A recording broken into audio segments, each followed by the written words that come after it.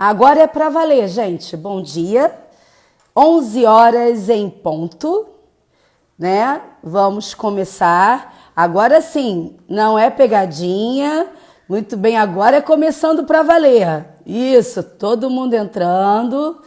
É isso aí. Hoje, fechando. Oi, Lucilene. Bom dia. Alberto Clar já entrou. Daqui a pouquinho ele vai me fazer o convite. Bom dia a todo mundo. Ótimo sábado. Um sábado de aleluia, né? E a gente está muito feliz, né? Porque hoje, Cláudia Mellen, né? Alberto Clar tem todo um fã-clube, né? Então tem que dar um tempinho para o pessoal entrando. Enquanto isso, eu vou lembrar o tema que encerra a nossa terceira semana de lives. E já vou anunciando que nós vamos para a semana que vem para a quarta e última semana de lives. Tá bom? Só tenho que dizer a vocês que semana que vem teremos... Eu não vou dizer todo mundo não, tá? Vou dizer só algumas pessoas. Teremos Juliana Jansen, teremos Simone Maia, uma nutricionista top, teremos Dani Vieira, que vai falar sobre Parkinson e Alzheimer e atividade aquática, teremos Patrick, que é campeão paralímpico e técnico da seleção carioca de natação paralímpica, Cacilda Velasco, Rafaele Madorno, Nino Aborrage, todo mundo semana que vem, para fechar a última semana. Fora, sempre tem um convidado de surpresa que eu anuncio, né? Essa semana foi maravilhosa e hoje nós vamos falar do tema treinar para competir ou competir para treinar. E quem vai falar sobre isso é ele, Alberto Clar. Graduado em Educação Física, 3 Olimpíadas, 5 medalhas olímpicas, mais de 3.000 recordes na carreira, professor há mais de 30 anos da cadeira titular, né, na FM1 de Natação e Vivências Aquáticas, coordenador da pós da FMU e da Estácio, meu patrão, sócio da WA Gestão Esportiva, junto com o querido e amado William Urize, diretor da Clar Team, autor de 5 livros, coautor de 6 livros e, acima de tudo, um grande ser humano, um grande visionário e um homem que está sempre à frente do seu tempo. Então eu vou conectar com vocês, tá? Alberto Clar. E vai falar. E vai dar bom dia. Tá conectando. Bom dia! Muito bom dia, tudo bem? Tudo bem? Olha, Feliz por estar aqui, viu? eu só deixei para falar ao vivo a última coisa, que você é meu colega acadêmico, né, na Academia Brasileira de Profissionais de Natação Infantil. A Cláudia Meli está gritando lindo, tá todo mundo dizendo lindo, porque você tem fã-clube, né? As Não fala Albertetes, isso. nós te Eu amamos. envergonho. Então, Alberto, muito obrigada pelo convite. Hoje, amanhã é toda sua, encerrando essa semana maravilhosa. Que resposta, hein? Muita, mas olha só, olha quantos coraçõezinhos na tela. E vou começar perguntando a você, né, meu querido mestre, meu querido amigo, mentor e inspiração para nós. Por que esse tema? Treinar para competir ou competir treinando? Bom, primeiro, muito obrigado à presença de todos, aos coraçõezinhos. Isso aí, depois de uma determinada idade, isso vale tanto. Eu fico carente, sabia? Eu botei batom só para você, Alberto. Em nenhuma live eu botei batom. Bom, na realidade, isso é isso é um enigma. Eu digo assim para você, Renata e a todos os colegas que estão participando. Na nossa vida pregressa, no passado, nos ensinaram muitas coisas, mas também nos falaram muitas coisas. E aqueles que falaram sem ensinar, nós fomos capturando e colocando na nossa mente. Porém, 2020 chegando, nós temos que conquistar outros níveis, outros modos, outras metas e principalmente questionar se o que nós aprendemos ou ouvimos do passado fica no passado ou a gente traz alguma coisa para o presente. E eu posso dizer para você que na linha de treinamento a gente tem que esquecer quase tudo. Por quê? Porque no passado, Renata, nós tínhamos uma ideia de que quem treinava mais volume treinava melhor. E hoje isso já caiu por terra há muito tempo. Então, quando no passado falava-se assim, eu estou dando 10 quilômetros de treinamento, o outro falava, eu estou dando 15. Aí esse de 10 se sentia mal, envergonhado. Não, então eu vou dar mais volume. Isso quer dizer o seguinte, que quem dava mais volume, os atletas eram melhores. E não é verdade sobre isso.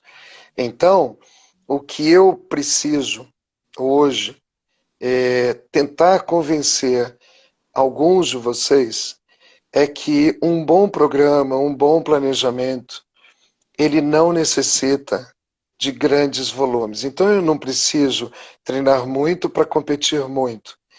Eu preciso treinar o suficiente para competir muito bem, que é a lei da longevidade no esporte. Eu posso dizer para você que lá num passado longínquo, né? Eu fui atleta da Universidade Gama Filho, lá na década de 70, 80. Mas eu era criança, Sim. tá? Naquela época que você acompanhou bem, que a gente ganhava tudo nas categorias petis, né? E eu lembro muito bem que eu, muito nova, com 7, 8, 9 anos, eu treinava 2 vezes por dia em longos volumes. Longos volumes, eu nunca me esqueço disso. Muito volume. E o que que isso mudou através dos tempos, né?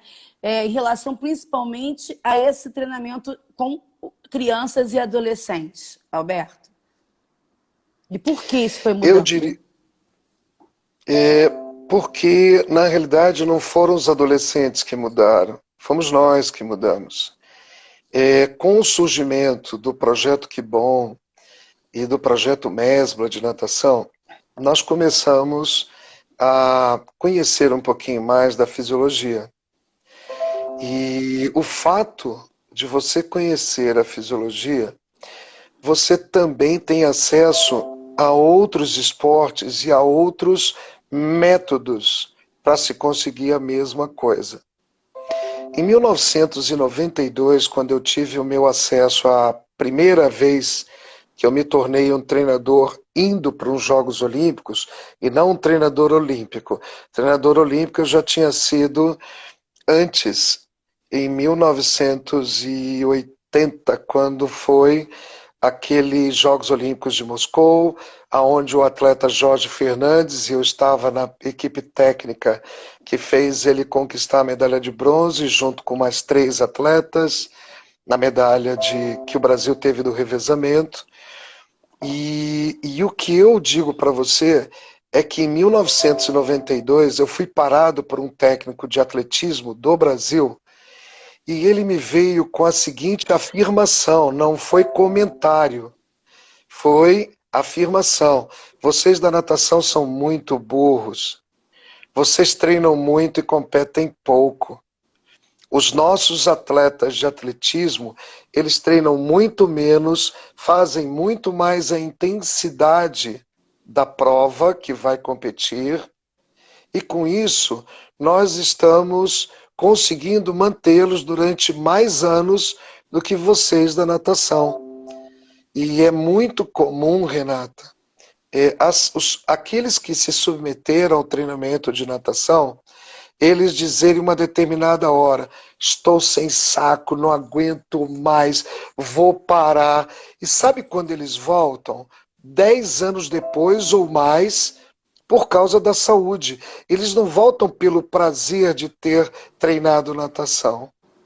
E isso me aborreceu muito, como profissional, como treinador, como educador, porque eu falei assim: está tudo errado.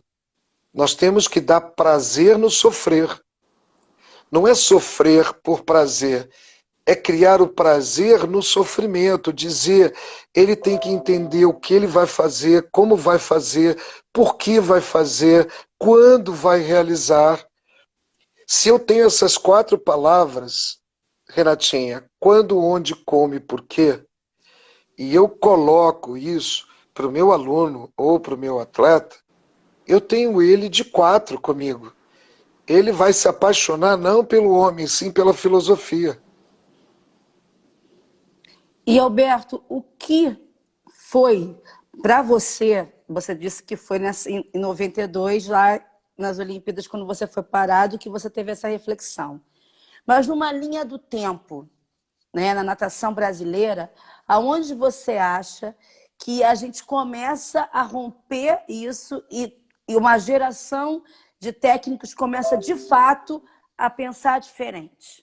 E como você está vendo isso? Nossa, pergunta dura, você não sabe quão dura ela é. Eu diria para você que ainda não tem treinador pensando diferente. Eu posso até explicar para você e para todos. Quando eu digo explicar sempre para Renata, por favor, não entendam isso como um monólogo que eu estou fazendo com ela, e sim a todos aqueles que ouvem. Reparem só no que eu vou falar e veja se tem algum treinador hoje que faz isso que eu vou comentar. Quando nós treinamos, a grande maioria, infelizmente, ainda treina em piscinas curtas, que a gente chama, que são as piscinas de 25 metros. E boa parte das competições que o Brasil inteiro realiza, elas são em piscinas de 25, pelo fato de não existir muitas piscinas olímpicas de 50 metros por 25. Isso aí é óbvio. Então vamos competir, a maioria das vezes, em piscinas de 25. Legal. Então eu tenho uma prova, vou escolher uma prova. 100 metros do lado de costas. Eu saio de baixo. A regra me permite que eu posso ir submerso os primeiros 15 metros. Não só na saída, como em todas as viradas. Bom, não sei se vocês já viram, e se não viram, eu posso colocar outra vez esse vídeo em todas as mídias sociais, uma competição de um nadador que está totalmente submerso e um nadador que está totalmente em cima d'água na horizontal. E os dois competem a prova de 50 metros nado de costas. Ganhou com o novo recorde mundial quem estava fazendo submerso. Isto posto, é sinal de que a pernada submersa ela é mais rápida do que o ser humano nadando. Se isso é real, e se numa prova de 100 de costas eu posso realizar uma saída de 15 metros e 3 viradas de 25 metros, de 15 metros também, eu vou somar todos os 15 metros, um da saída e 3 das viradas, totalizando 60 metros, numa prova de 100 metros. Dito isso, eu quero dizer que 60% da prova é só de submerso. E 40% da prova é nadado. E aí vem a pergunta que eu acho que até agora, quando eu te respondi, ninguém ainda está à frente, é a seguinte: quantos treinadores têm coragem de a cada 10 treinos, 6 treinos sejam só de submerso? 2 horas, 1 hora e meia. E 4 treinamentos apenas de natação pura. Porque é isso que a prova dos 100 metros de costas em relação à piscina de 25. Se a gente for para a piscina de 50, seriam 3 dias de submersos, só treinos específicos, e 7 dias de treinamento limpo, que seriam os 70 metros que ele vai nadar. E eu te pergunto, quantos? Quantos estão fazendo isso? Isso é só uma das quebras de paradigmas que nós temos que ter daqui para frente. Usar a lógica, a ciência, em prol do resultado. Você é um homem que sempre está à frente do seu tempo, porque você está sempre refletindo, né? E você, vou pegar o gancho. Essa é uma das quebras de paradigmas. Você poderia citar para nós mais algumas quebras de paradigmas que nós, da natação brasileira, que queremos trabalhar dentro de competição, de alto rendimento, teríamos que ter coragem de fazer? Nossa, você quer 5, 10, 15? Eu só não Quanto? sou igual o Mano, que diz que se ele fizer um contrato com um nadador, ele promete que a cada dia tem um treinamento diferente até o final da vida. Eu não chego a esse ponto. O Mano, eu costumo chamar que o Mano é o nosso Raul Seixas da natação, é o maluco beleza, né? Ele tá sempre de bem com a vida, ele tá A sempre live dele animado. foi E linda. que, por sinal, vamos lançar mais um livro, eu e ele. Está aí já prontinho, entendeu?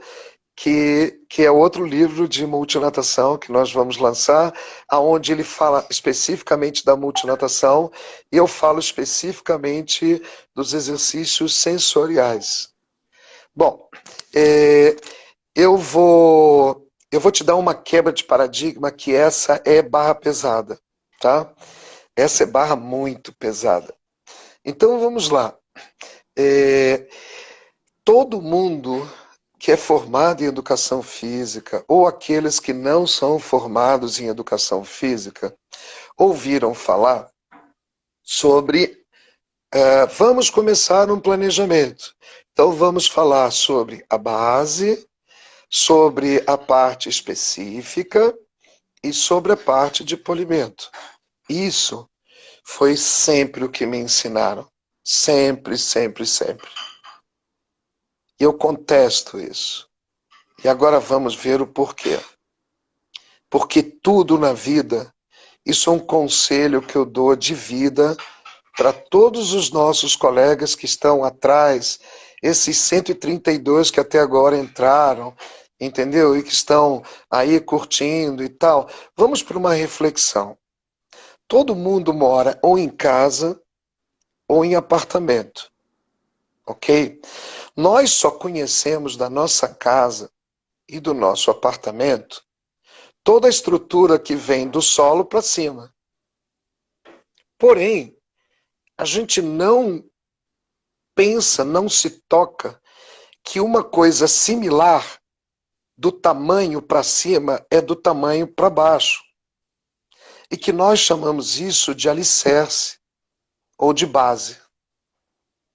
Hoje, você está promovendo fantasticamente 4 semanas de lives que são a base dos futuros estudos que os nossos colegas que estão nos ouvindo e vendo vão transmitir para os seus futuros alunos ou alunos atuais daqui para frente.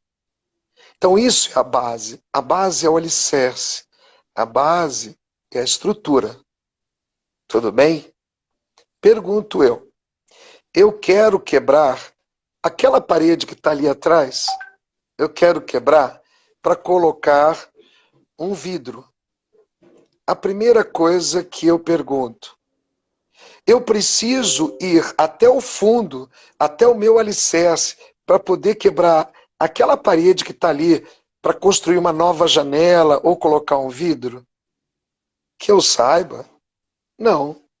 Eu não preciso quebrar a base lá embaixo.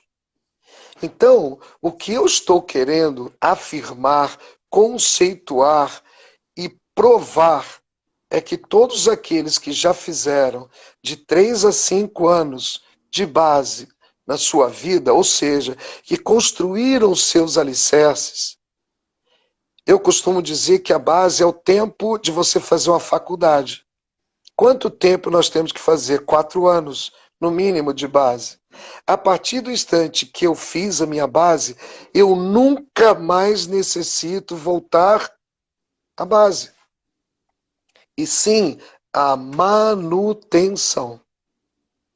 O pessoal confunde base com manutenção. Então, base é uma só. Manutenção, sim.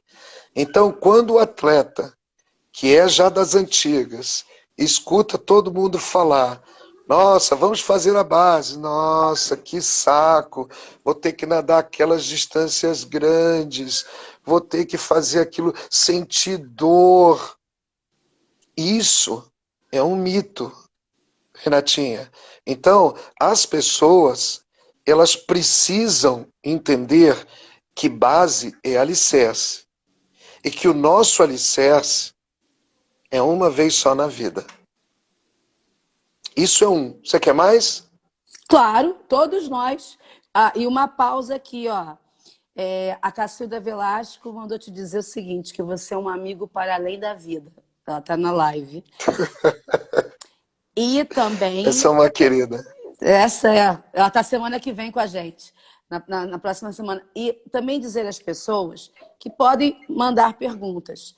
E já vou respondendo também que perguntaram sobre o treinamento com elástico, mas essa live foi com o Fabrício Madureira essa semana, ele falou sobre isso. Então, só desculpa te cortar, e para você dar continuidade, porque a live é sua. Então, continue, porque nós estamos nos deliciando com ela, tá? Continue, Alberto. Perfeito. Mais um. A professora Cacilda, ela consegue falar mais suave, mais lento do que eu. Eu hoje gosto de falar assim. Mas a Cacilda, nossa, ela é uma paz em pessoa. Eu tinha que aprender um pouquinho mais com ela sobre o que é paz, viu? Mas vamos lá, mais quebras de paradigmas. Nossa, essa aí então é dura, professora. Nós falamos que todos os nossos sistemas que a gente conhece, eles são chamados de aeróbicos e anaeróbicos. E eu provo que não está correto nem a palavra aeróbico e nem a palavra anaeróbico. Vamos começar pela última. Anaeróbico, ele tem como inicial o sufixo ANA. E ANA, ou seja, ANA, ela está na literatura como ausência de. Então, se eu tiver que dizer que um ser humano está anaeróbico, então ele vai ter que conversar com os Mamonas Assassinas, com o Renato Russo, com o Chorão, que são as pessoas que hoje, infelizmente, estão anaeróbicas. Elas estão com ausência de ar. Não existe ausência de ar. Existe uma predominância anaeróbica e uma predominância aeróbica, mas não pura e simples, eu estou aeróbico. Mentira, porque antes de qualquer esforço, por exemplo, eu que sou das antigas, se tem alguém aí um pouquinho mais idoso, sabe que toda noite a gente tem que fazer xixi, né? Não tem jeito. Então, o primeiro sistema que a gente utiliza não é o sistema aeróbico, é o ATP-CP, que é o trifosfato de adenosina, e a creatina fosfato. Então, não existe um aeróbico, não existe um anaeróbico. Existe um esforço predominantemente aeróbico e predominantemente anaeróbico, ou lático ou alático. Isso é outro paradigma que nós temos. Um outro paradigma é eu pedir, me dá seu braço, e a pessoa me dá a mão. Mas eu não pedi a mão, eu pedi o braço, que é o primeiro segmento muscular que nós temos aqui. Entende? Então nós temos braço, antebraço e mãos, coxa, perna e pé. E nós pedimos, me vê a sua perna. Ele me dá o pé, ele não me dá a perna. Então nós temos que começar, e talvez seja por isso que nós não tenhamos tanto respeito financeiro como nós hoje estamos lutando feito loucos, porque nós sempre tivemos a nossa nomenclatura falha. E outra coisa, senhores professores, vocês já falaram com o médico que é da área da saúde, com o fisioterapeuta? Eles falam palavras eminentemente técnicas. Por que que nós também, que aprendemos isso nas faculdades, também não falamos? Olha, vamos fazer todo mundo no plano frontal. Nossa, plano frontal? O pessoal fala frontal, não falamos dorsal, não falamos incúbito, não falamos, sabe, nós vamos a barriga para cima. E, no entanto, o médico chega para mim e você fala, você está com cefaleia. Por que ele não fala que eu estou com dor de cabeça? Que é a mesma coisa. Eu acho que nós temos que começar a entregar para o nosso cliente um poderio de um português mais esclarecido, mais técnico, que faça com que o respeito seja total e não parcial. Não é o corpinho bonito, não é só o conhecimento em si, é a postura, é você se colocar exatamente como na Europa. Um professor de educação física na Europa, ele é tão valioso quanto um médico, quanto um engenheiro, quanto um advogado. Não existe diferenças lá. Então essas quebras de paradigmas, elas têm que existir. E tem outras. Eu te confesso, eu tenho uma infinidade sem se falar no efeito placebo durante o treino. O efeito placebo durante o treino é fantástico, porque o ser humano, ele é movido a otimismo. Ele é a teoria de Edwin Lee Thorndike. É o erro e acerto. Todas as vezes que você fala sobre coisas certas, você produz reações positivas. E toda vez que você dá bronca, ninguém quer saber de receber bronca. Principalmente os adolescentes e adultos. Bronca é sempre à parte. Elogios é sempre na frente de todos. E eu me recordo que quando eu era treinador do Esporte Clube Pinheiros, eu fiz um dia um efeito placebo que virou um ano. Era para um dia só. Eu coloquei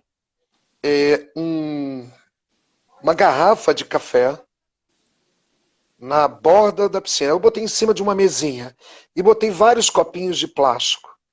E falei o seguinte, pessoal, olha, existem estudos sobre o café como cafeína. Ele é um agente motivador, estimulador. Porém, esse efeito, ele só acontece 2, 3 horas depois do que ao instante que você consome. Tudo bem? Tudo bem. Pô, não adiantou eu falar isso. Eles só entenderam a palavra café estimulador.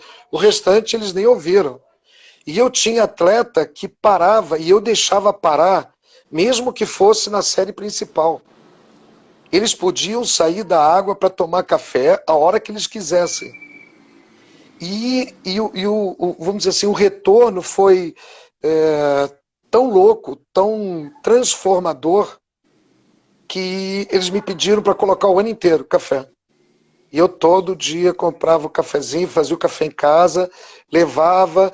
Nossa, como eu estou me sentindo bem. Uau! Esse efeito placebo é interessantíssimo. E só para poder dar mais um exemplo, e você te ouviu alguma pergunta, eu sempre coloco, e eu posso dizer o nome desse nadador, porque eu sempre toco esse assunto com ele. Ele é da cidade de São José do Rio Pardo. Ele chama-se Yuri Abraão. Ele chegou a ser até secretário de esportes da cidade de São José do Rio Pardo. E na época estava muito em coqueluche você pegar, comprar na farmácia aquelas vasilhinhas de glicose, você cortava e ficava bicando de vez em quando no treino para poder ter uma glicose a mais, para ela fazer com que o trabalho da glicólise, ele ter glicose de efeito imediato entrando no grupo energético. Então, tudo isso eu expliquei. E alguns compraram, outros não, e o Yuri comprou. E aí ele foi disputar uma competição muito famosa aqui em São Paulo, e depois se tornou nacional, que é a Copa Vermelhinha de Natação, que era no Internacional de Regatas em Santos. E ele foi nadar naquela época, ele com 17 anos, contra o Gustavo Borges, que quase havia quebrado o recorde mundial 2 anos antes. Ele tinha ficado a 2 décimos quando ele treinava ainda comigo. E ele foi nadar contra o Gustavo Borges. E acredite, ele venceu do Gustavo Borges. Ele ganhou a prova dos 50 metros nado livre. Ele voltou num êxtase, ele me abraçava, ele me molhou todo. Simples, ele me molhou todo. E no meio disso, ele falou: Alberto, aquele negócio que você mandou eu bicar, puta, ele é bom demais. Aí eu falei assim: o quê? Ele falou assim: aquela glicose. Aí eu falei assim: mas faz o seguinte, traz essa glicose para que eu possa ver. E aí ele trouxe. E aí eu vi aquela glicose fisiológica para colocar nos olhos, e não a glicose que ele tinha que tomar. Era aquele soro fisiológico, não glicose, era soro fisiológico. Ele não comprou a glicose. E aí eu falei: mas Yuri, isso não é glicose, é soro fisiológico. Ele falou assim: eu não quero saber de porra nenhuma, eu vou continuar tomando porque deu muito certo. E já vou para a próxima prova e vou bicar mais outra vez. Quer dizer, olha o efeito placebo. Por isso que a gente sempre solicita, nas nossas aulas ou nos nossos treinos, senhores professores, não importa se a tua aula tem 45, 1 minuto ou 2 horas. A última informação, a última, que você tem que dar para o seu aluno ou para o seu atleta, ela é a mais importante de toda a aula. Se ela for positiva, ele volta feliz no outro dia. E se ela for negativa, pode representar menos um aluno na sua carteira. Pausa reflexiva, né? Para todo mundo É aqui. verdade, Mas eu tenho é verdade. perguntas das pessoas para você, tá? Tá legal. Preparado? Enquanto o pessoal está refletindo. Sim. Eu só falei na primeira parte do nosso tema. Agora, depois eu vou ter que falar algum momento sobre competir para treinar, Com tá? Eu não certeza. posso, a gente tem que ser fiel àquilo que a gente Com, com, aprovou lá como título, né? com certeza. Então, mas antes de voltar, tem uma pergunta aqui que é assim, dentro das suas quebras de paradigmas, por isso que eu vou fazer quebrando o protocolo aqui. Professor Alberto, por que o senhor, como o senhor vê, né, os não resultados obtidos na última Olimpíada pela natação brasileira? Ok. Duas coisas. Primeiro, não dito por mim, e sim por pessoas que estiveram na borda da piscina nos Jogos Olímpicos do Rio de Janeiro, onde eu tive a oportunidade de estar sentado torcendo na arquibancada. Número 1, falta de liderança. existiam várias equipes brasileiras dentro de um time chamado Brasil. Eu aprendi na minha vida, e eu levo,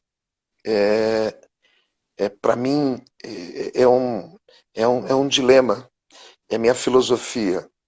Uma frase que, na década de 40, um homem chamado Ronald McDonald falou para os seus funcionários quando ele estava crescendo. O McDonald's era uma empresa pequena e que ele estava crescendo. Então, ele reuniu seus funcionários e falou assim: olha, pessoal, eu gostaria que vocês soubessem que a empresa está crescendo e muitos de vocês poderão ser chefes de setor, gerentes e até sócio do meu empreendimento chamado McDonald's. Então eu vou colocar uma frase para vocês que eu gostaria que vocês não esquecessem. E aqueles que souberem levar ao pé da letra, pode ser que um dia seja um chefe como eu. E aí ele colocou a frase: nenhum de nós é tão bom quanto todos nós juntos. E eu acredito demais nessa frase. Então, primeira situação que fez, no meu ponto de vista, o Brasil não ter sucesso: faltou equipe. Lá tinham 10 equipes, talvez, dentro de um time chamado Brasil. E número 2, eu não sei como cada um de vocês são na sua vida pessoal, na sua vida profissional. Mas quando me colocam uma cenoura na frente, eu babo, eu fico alucinado. Eu quero ir atrás dessa cenoura e quero comê-la. E eu acho que a pressão por estar no Brasil e ter que dar resultado afetou alguns dos nadadores na hora da produção. Uma ex-aluna da faculdade, que eu tive o prazer de dar aula, Daiane dos Santos, aquela ginasta que foi nossa campeã mundial. Eu tive o prazer de ser um dos professores dela. E um dia, conversando com ela, eu falei assim: Daiane, depois que eu ouvi uma frase sua, eu mudei meu conceito de treinamento, que é a tal da resposta para o finalzinho do nosso título da live. E ela falou: mas professor, não entendi. Eu falei assim: eu acho que você nem se lembra o que você falou, mas eu estava na frente da televisão quando um repórter de uma emissora chegou para você e falou assim: mas Daiane, você foi campeã mundial com uma tranquilidade, você estava perfeita nos teus movimentos, você não ficou nem um pouco nervosa? Resposta da Daiane: por que nervosa se eu exatamente fiz a mesma coisa que eu faço todos os dias no treinamento? A minha cabeça pirou. E eu falei: uau, calma aí. Então a minha competição tem que ser o treinamento. Não tem que ser mais a competição. Ele tem que chegar na competição e se divertir. Ele tem que chegar numa pressão e ele estar pouco se lixando com a pressão e realizar exatamente os movimentos que ele tão cruelmente, tão sadicamente, tão qualquer coisa terminado com mente, ele e o treinador combinaram de realizar. Eu sou exatamente um produto do que eu fiz. Não adianta. E isso modificou, Renata, radicalmente meu jeito e meu modo de ver a palavra planejamento e desempenho em alto rendimento ou qualquer desempenho. Você tem que treinar para realizar. Se não for na mesma intensidade, não vale.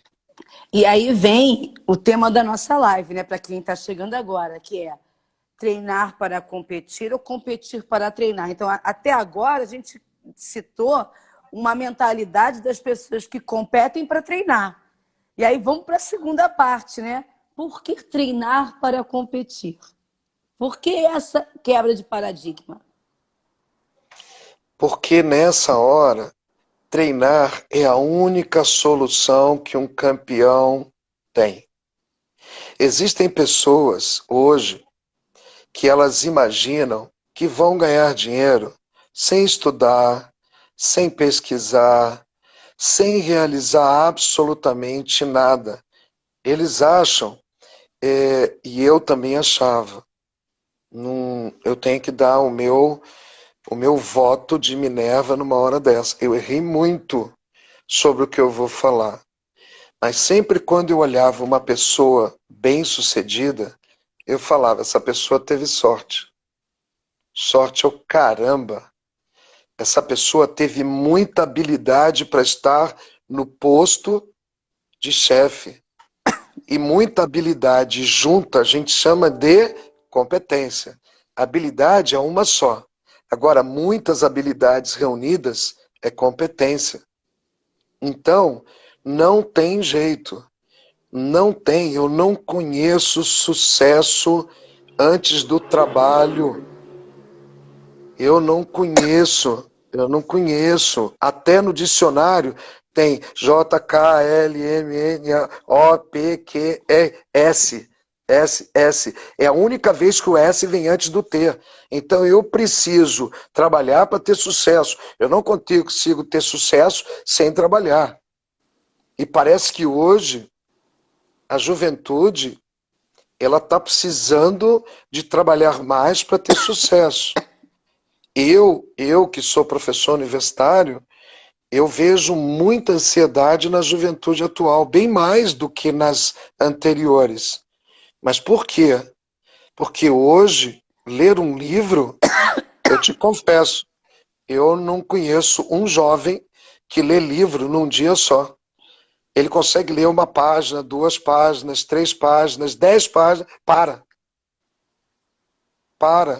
Por quê? Porque é o grau de ansiedade. Então, eu vejo para os nossos professores que estão na nossa frente, o cuidado que a gente tem que ter e ensinar a palavra resiliência para os nossos alunos. Não importa qual seja a faixa etária, todo mundo quer tudo para ontem. Não é assim que se conquista. Dentro desse tema, né, de treinar para competir, eu vou descer umas categorias um pouquinho abaixo, né? A gente tem muitos pais com o discurso de que eu quero que o meu filho nade, eu quero que ele vá se federar, eu quero que ele vá competir. E quando o professor chega e explica que tem que existir uma dedicação, que a competição demora horas, que tem que ter um comprometimento, os pais todos se assustam, porque eles acham que é justamente chegar lá, nadar e acabou. Muitas vezes eles não entendem que são várias séries até chegar a um tempo X, e muitas vezes vão nadar 100 crianças e só 3 vão para o pódio, né? Então, assim, Alberto, aí começou a surgir um pré-conceito com a palavra competição nas aulas de natação infantil. Então, a gente vê um discurso dos professores de natação infantil assim: eu não trabalho com competição, eu não trabalho com... Não, é porque... Então, assim, é onde que está o equívoco, né, do professor de renegar por não saber, ou renegar porque não sabe trabalhar, ou renegar simplesmente porque não sabe justamente o que é incluir essa competição dentro de uma aula de natação infantil e construir uma base.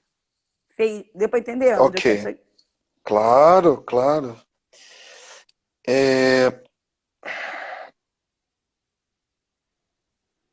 gente vai ter que quebrar paradigma outra vez, Renatinha. Posso? Deve. Tá. E a culpa um pouco são dos organizadores dos eventos competitivos. Eu não divido isso só com um profissional que de repente passa 6 horas dentro de uma piscina. Eu até entendo. Para você ter uma ideia, a WA, que é a minha empresa, todas as vezes que um profissional ele trabalha extramuro, ou seja, uma travessia, qualquer atividade fora, eu pago. Eu pago. Então, ele já não pode mais ter aquela vinculação de falar assim, nossa, eu estou perdendo meu final de semana, nem ganhar eu estou ganhando, sabe? Se ele ganha e se ele ainda reclama, eu te confesso que eu mando embora. Porque isso faz parte da nossa profissão. Natação infantil. Tem que ser uma natação divertida. Piaget gosta de explicar, e ele explica isso de uma forma inquestionável, no período sensório-motor, pré-operacional e operações concretas, que esses três estágios vão do 0 até os 11 anos, não deveria haver nem a palavra competição, deveria haver a palavra festival, que é uma festa. Começamos a avaliar a melhor virada da competição. Teremos, para cada série, nós vamos avaliar quem fez a melhor virada, vamos avaliar a melhor técnica, vamos avaliar a melhor saída. Teoricamente, Piaget, quando tocava nesse assunto, e Lima e Clark, que Lima é o professor William e Clark sou eu, adaptamos isso para a natação como de 0 a 2 anos explorar, de 2 até 7 anos aprender e de 7 a 11, 12 anos aperfeiçoar. Então nós temos que, antes de falar na palavra treinar, nós temos que passar por essas 3 etapas ou 3 estágios. Então eu preciso explorar a água, aprender o que é a água e aperfeiçoar. O Mano foi brilhante, eu não tenho como não elogiá-lo quando ele falou, quando você entra dentro da água, eu se estou de costas, Renata, eu sei se uma pessoa está nadando bem ou mal, certo ou errado, só pelo barulho da água. E qualquer um que fizer isso vai conseguir. Depois de 50 anos, eu só não tive a água me respondendo bom dia, porque todo dia eu também cumprimento ela. Mas acredito que até o final da minha vida ela vai falar bom dia para mim. Eu passo mais tempo dentro dela do que com a minha família quando eu estou trabalhando. Em quarentena agora inverteu o processo.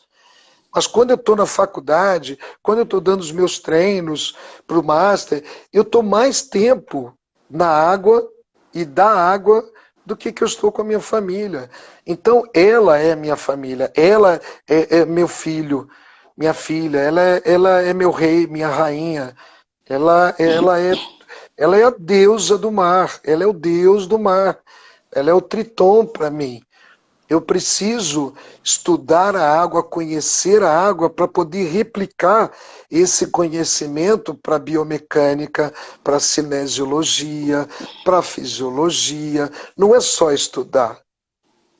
Até porque, mais uma quebrinha de paradigmas, não existe fisiologia aquática. Eu fui atrás do mundo inteiro e não vai me dizer que o corpo na vertical e no sólido é a mesma coisa que o corpo na horizontal no meio líquido, que é totalmente instável. Então não vai me falar que a fisiologia é igual. Então, com relação às crianças, para poder fechar esse assunto, eu diria assim, existem as competições horário, Renatinha, onde um pai não vai passar mais do que 1 hora e meia, quando muito 2 horas. Outra coisa, competição infantil, por que não tem música nas competições infantil antes, melhor, durante a etapa que ele está nadando, antes e depois, silêncio total. A criança entrou dentro d'água, começa a tocar música, tem que ter palhaço, gente incentivando as crianças. A gente faz isso na FMU nos nossos torneios. Eu coloco à disposição de vocês vídeos que a gente já fez, e eu não estou falando de 1 ano nem de 10 anos atrás, eu estou falando de 30 anos atrás que a gente já faz isso. Nós temos que modificar a cultura aquática. E pegando esse gancho de treinar para competir e de prazer, é possível, Alberto, dar um treinamento de alto rendimento, de alto nível, para competir, colocando lúdico, colocando prazer? Isso é óbvio! Nossa, são as minhas melhores estratégias que eu faço. Eu sei, porque eu já Vamos lá. fiz curso com você, mas as pessoas têm ainda, é uma outra quebra de paradigma, né? Sim, sim. Mas Vamos lá. Atleta Carla Moreno no triatlon, eu acredito que quase todos já têm ouvido falar. Ela foi vice-campeã pan-americana em 1999 e acreditem, 21 anos depois ela ainda treina comigo até hoje. A gente está juntos, mas não do pan-americano. A gente está juntos desde o ano de 2004 até hoje. E um dos treinos que eu promovi para ela, eu não tinha falado absolutamente nada, tá? Eu tinha feito o seguinte, comprado um bombom, sonho de amor. Pronto, não vou dizer a marca, tá? Tava ela, o irmão e o marido treinando.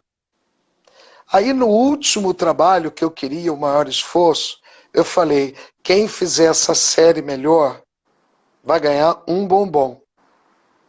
Cara, eu achei que eu só estava falando para falar, para colocar algo diferente. E nessa hora, os três, marido, mulher e irmão, todos adultos, pareciam que tinham 3 anos de idade. A babinha, pelo bombom, já estava escorrendo pela boca.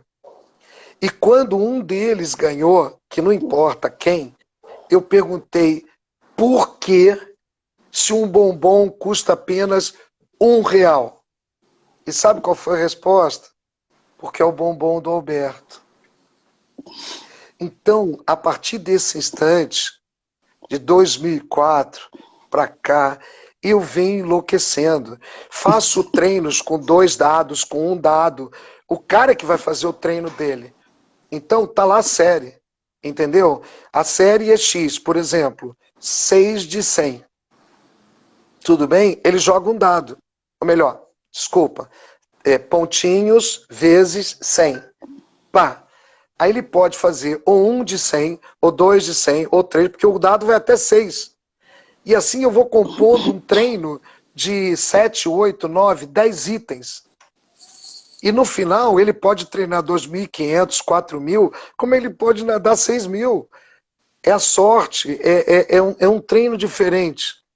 Entendeu? Uma outra coisa que eu sempre ouvi dos meus ex-nadadores, eles falavam o seguinte, Alberto, sabe que eu ficava muito feliz? Eu falei assim, não, que você não parava de ficar no meu gogó. Você toda hora falava assim, vai, você é capaz, é possível, e não sei o quê, e não sei o quê. E eu não paro. Eu sou elétrico o tempo inteiro. E não tem esse papo que eu tô com um pouco mais de idade. Eu tô com mais de idade, mas eu não tô morto. Se eu tô na piscina, eu tô vivo. E eu sou exatamente igual a 40 anos atrás. Não tem esse papo de cabelo branco, não. Se quiser, eu pinto meu cabelo. Não tem isso. Tesão não tem idade, pessoal. E eu tenho muito tesão pela água.